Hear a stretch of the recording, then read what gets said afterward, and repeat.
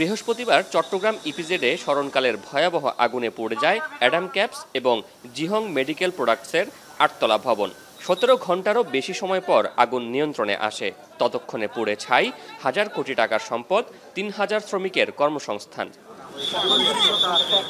একই দিন শ্রমিক অসন্তোষ দেখা দেয় দেশের অন্যতম বৃহৎ পোশাক রপ্তানিকারক প্রতিষ্ঠান প্যাসিফিক জিন্সে।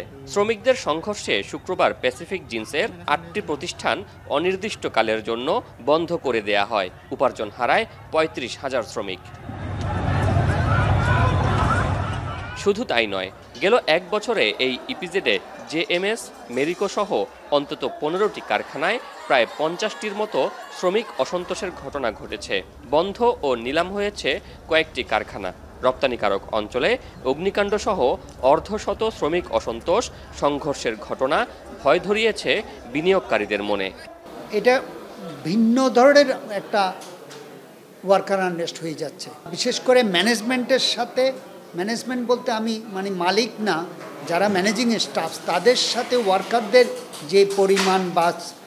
যে পরিমাণ দ্বন্দ্ব গতকালকে দেখেছি এবং ফিজিক্যালি অ্যাসল্ট হতে দেখেছি, আমার নিজেরই ভয় লাগছে যে সামনে ফ্যাক্টরি কী করে চালাবে। ১৯৮৩ সালে চট্টগ্রামের দক্ষিণ হালিশহর এলাকায় ৪৫৩ একর জায়গা জুড়ে গড়ে ওঠে সিইপিজেড। শুল্কমুক্ত এলাকা, বন্দরের কাছাকাছি অবস্থান, আমদানি রপ্তানিতে কম খরচ সহ সবকিছু মিলিয়ে ৪২ বছরে এই ইপিজেড হয়ে ওঠে বিনিয়োগকারীদের অন্যতম পছন্দের গন্তব্য। এখানে ১৩টি দেশের বিনিয়োগ ছাড়িয়েছে $২.২ বিলিয়ন। বছরে রপ্তানি আয় $১ বিলিয়ন বেশি। স্পর্শকাতর এলাকায় এমন অস্থির পরিবেশ ও আগুন নিয়ন্ত্রণে সক্ষমতা নিয়ে প্রশ্ন উঠেছে জনমনে। শ্রমিকরা কাজ করতো দোতলা, তিনতলায়, ফায়ারটা হয়েছে ৭ তলায়। এইখান থেকে ফায়ার ফাইটিংয়ের টিম ওইখানে যেতে যেতে আগুনটা তারা মনে করেছে যে তাদের নিয়ন্ত্রণের বাইরে, যেখানে সক্ষমতাটা আছে শুধুমাত্র ফায়ার সার্ভিস, সিভিল ডিফেন্সের, তারাই আগুনটা নির্বাপনের প্রচেষ্টা করতে পারে।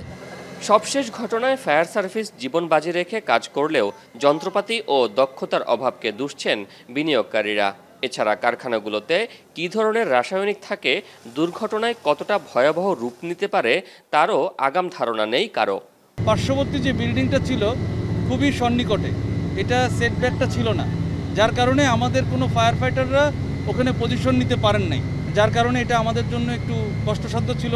একটু দূরত্ব বজায় রেখে নিজেদের সেফটিটা ইনশিওর করে আমরা এই কার্যক্রম করেছি, যার কারণে একটু সময় লেগেছে। গেল এক বছরে অস্থির সময় পার করা দেশের শীর্ষ এই ইপিজেডটিতে এমন অস্থিরতায় ষড়যন্ত্রের গন্ধ পাচ্ছেন উদ্যোক্তারা।